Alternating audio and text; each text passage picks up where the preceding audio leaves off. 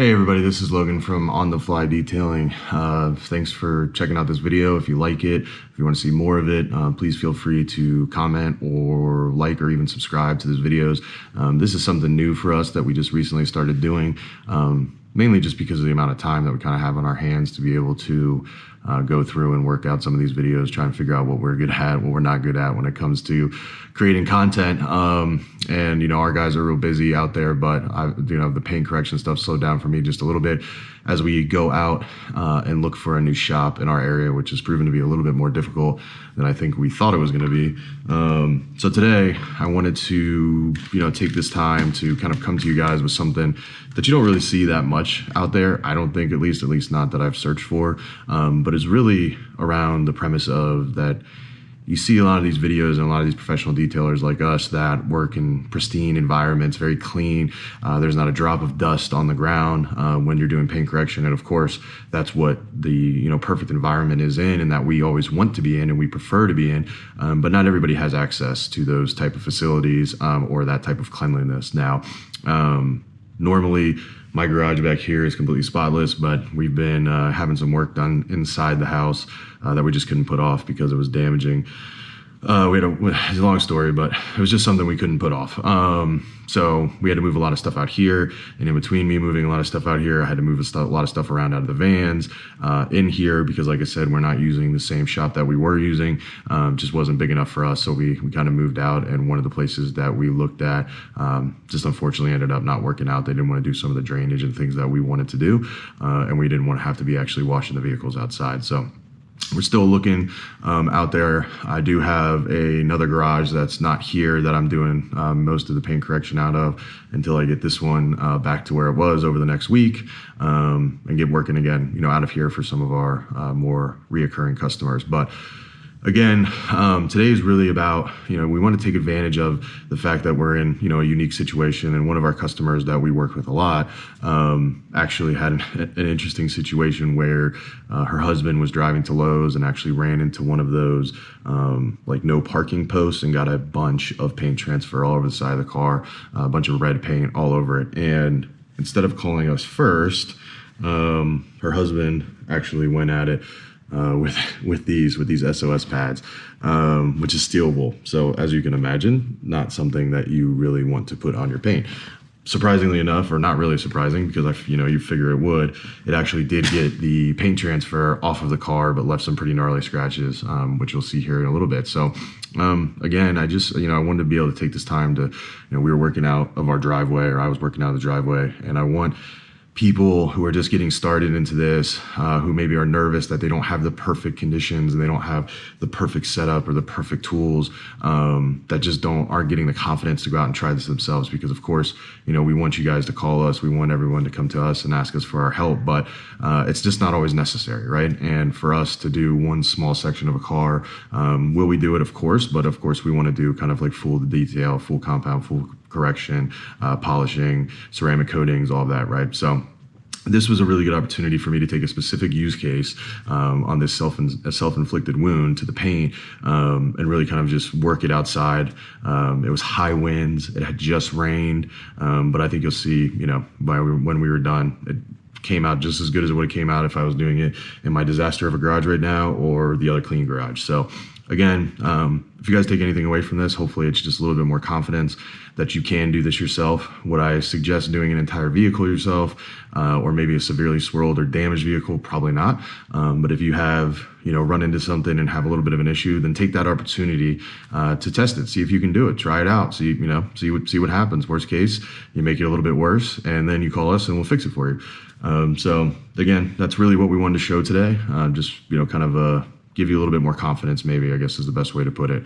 And if you like these videos, please let us know. Again, this is something new for us, so like, subscribe, comment below. Let us know if you want to see more. Let us know if there's anything specific you want to see.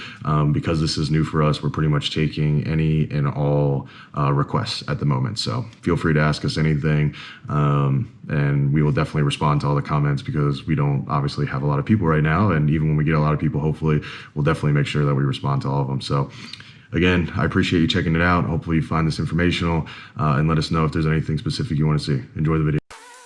All right, guys. So as I said, today we're working on this Honda Odyssey. Basically, this is a customer that we've done a couple vehicles for, and her husband actually had a paint transfer off something at Lowe's and tried to use an SOS pad to kind of get the paint transfer off. Now, we got the paint transfer off, but as you can see, we've been left with quite a few scratches, and so that deep one was already there. That one we're not working on. We're just working on the self-inflicted wounds today.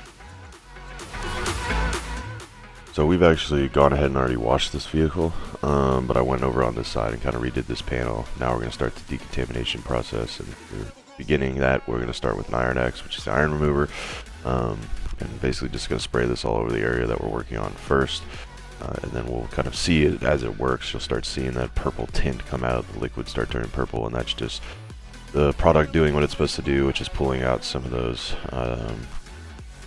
stuff that's stuck in the paint, trying to pull it out to the surface so that you can remove it a little bit easier. As you can see, it started to work. This is about a minute in. We'll go ahead and let this sit for about 3 to 5 minutes, and then we'll get it washed off and move on to the next step here.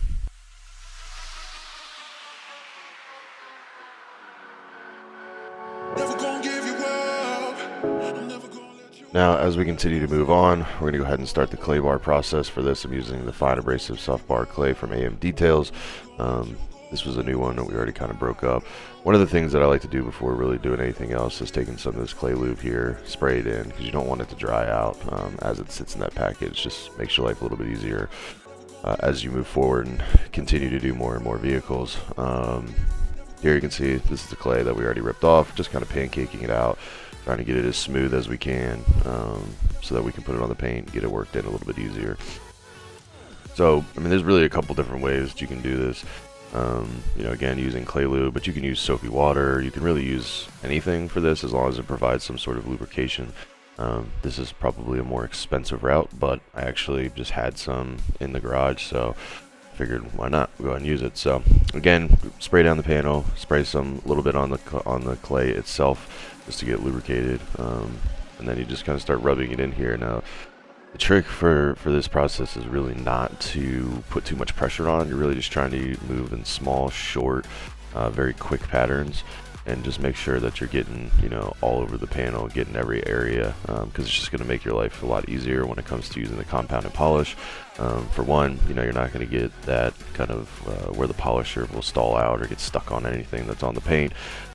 And also, you're not going to end up catching anything with the polisher, like a piece of dirt or debris, which in then return will make your life miserable because it's going to be stuck on that pad, and until you clean it off, you're just basically going to be adding more and more scratches into the paint as you go, because now you have some sort of dust particle or rock or whatever it may be, a leaf, anything that's gotten stuck onto the pad, and now you've just added double the work to what you're already working on. So again, we're just kind of working this in all over the paint. Usually we'd work in smaller sections, but this is more just kind of showing what we're doing.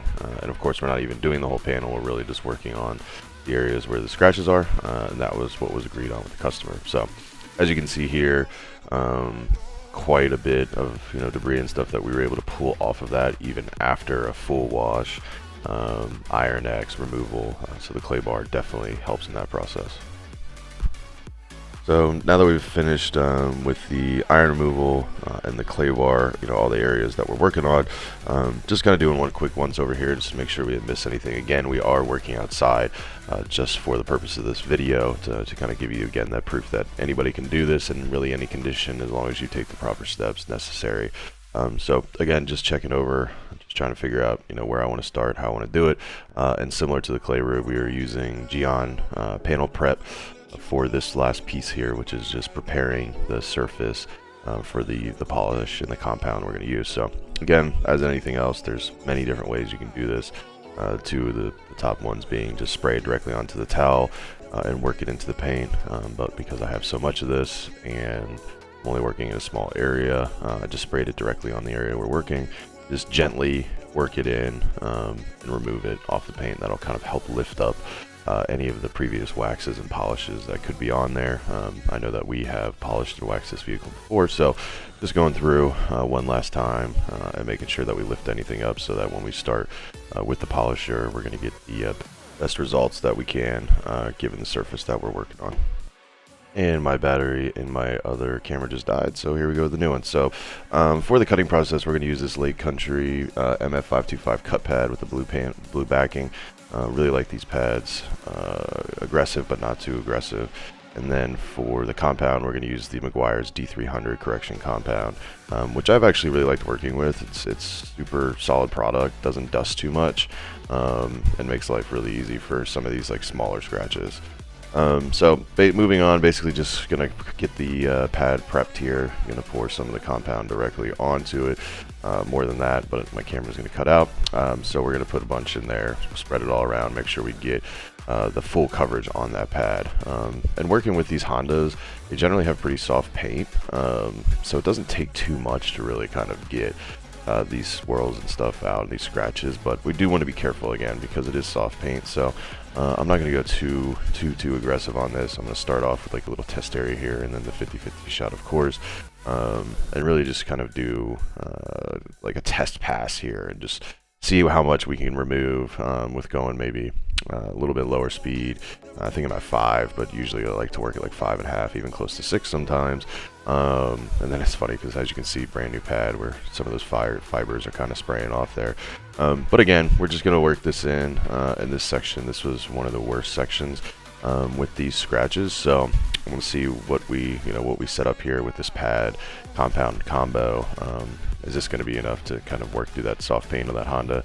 Probably, but it's always good to just start small, try a couple different things out, and then even though I said I'm only doing those scratches, like we're not just going to hit like that 3" by 3" area. We want to have some good blend in there so that when we finish it up and we put the polish on there and then add an after coating, it's not going to really show too bad. So that's why I'm pushing it out a little bit further. As I go further though, I'm releasing off some of the pressure, almost trying to fade it into the paint so that there's no noticeable area as best that we can. Now again, we do wax this car for this customer pretty regularly. We do maintain and wash it, so the paint in general is in pretty good shape. So there shouldn't be too big of a notice. It's not like the whole car really needed this at this point.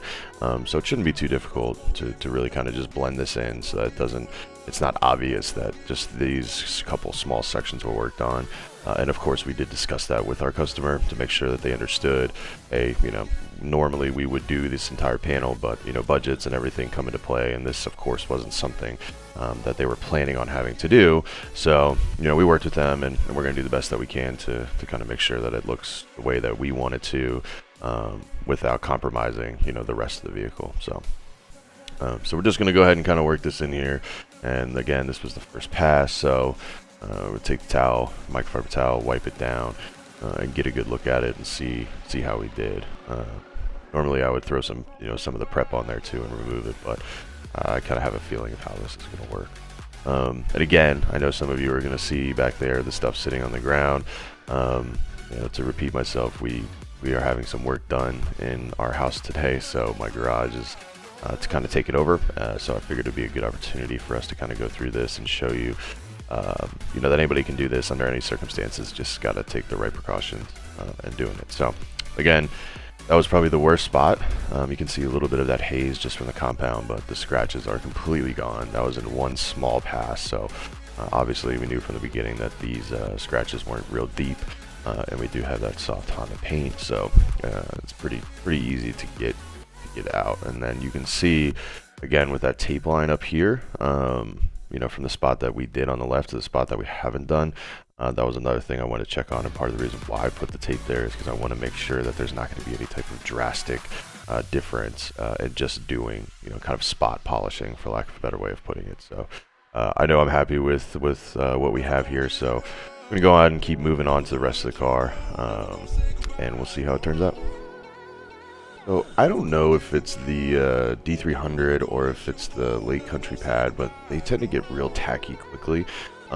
So I went ahead and already kind of blew this one out. And generally I tried to blow the pads out after every pass, maybe 2 passes. But I just feel like for some reason these have been kind of needing them more than normal. I don't know if they changed something or if I changed something and how I'm polishing. you know, I've been using this roofs for a while now. I've never kind of had any issues with it, but again, it's just one of those little things that can kind of slow you down sometimes, especially when you're trying to move a little faster. So we blew the pad out. We go ahead and just do this next section here, get this worked on, and make sure that we're seeing similar results to we did on the first panel that we did on this one.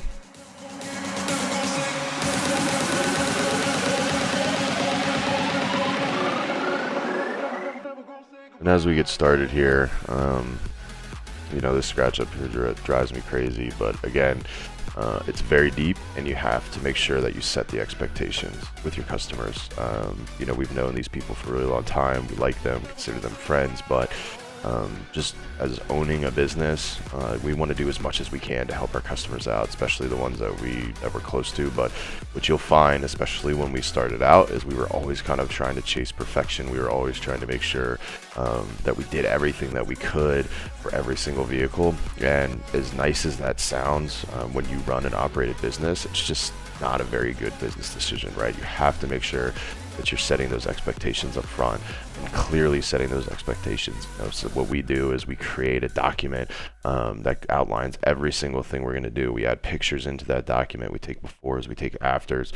It's those little extra steps that'll really save you in the long run. And trust me, these were lessons learned, right? These were not just things that we thought of, you know, doing these kind of pre-evaluations and consultations, and taking the pictures and doing the befores and afters. These were learned the hard way.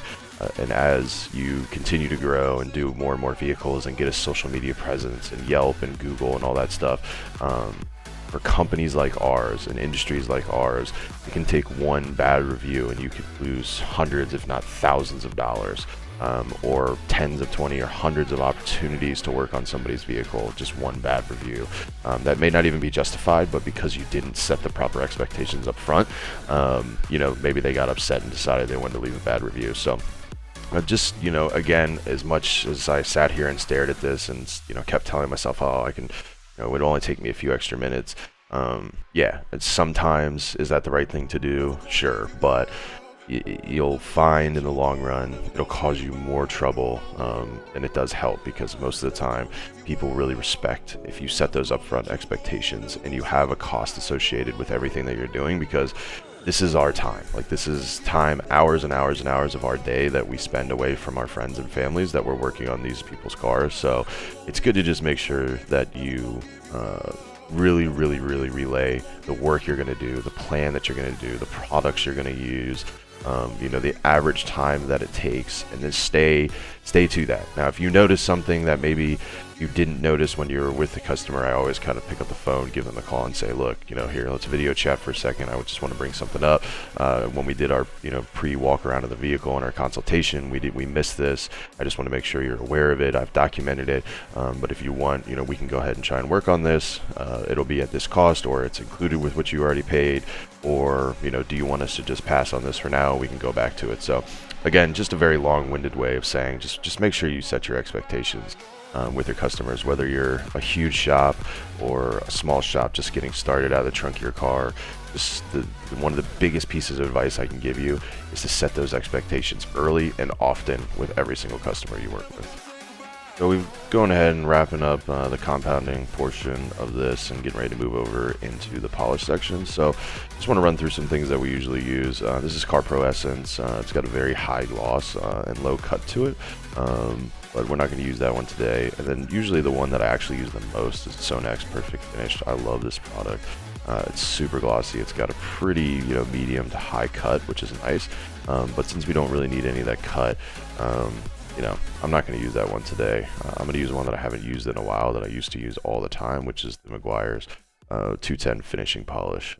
This just works really well for me on some of these softer paints.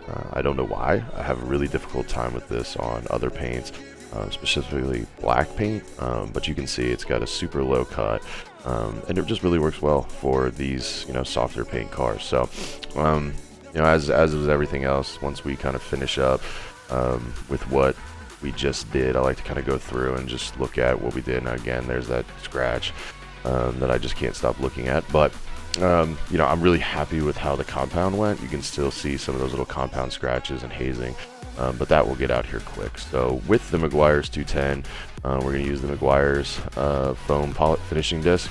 I really like these. Just works really well. It just works super well, especially when it's paired with the polish there. So had good luck with it. So as with same thing with the compound, go ahead and kind of just spread it out. And then when I use the polish, specifically the Meguiar's polish on paint that we just compounded that came out really well, I will start working in a lot bigger sections and moving a little bit faster. And now, again, not that we are taking shortcuts here, but if this was a black paint and we were doing the whole car, yeah, we'd probably move a little bit slower. But since this is a really good color for, you know, kind of getting, you know, not showing those imperfections, it allows us to work in bigger sections and move a little bit faster. And again, that is not cutting corners. They're going to get the same quality. It's just this paint shows a lot less than some others. So I don't have to sit there and chase perfection and try and really work on a certain area.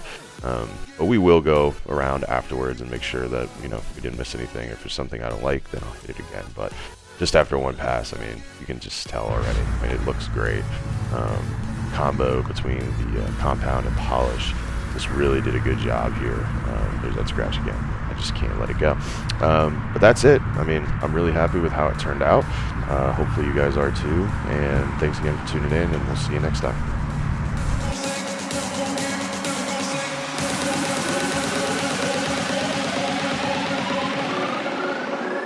Never gonna say goodbye.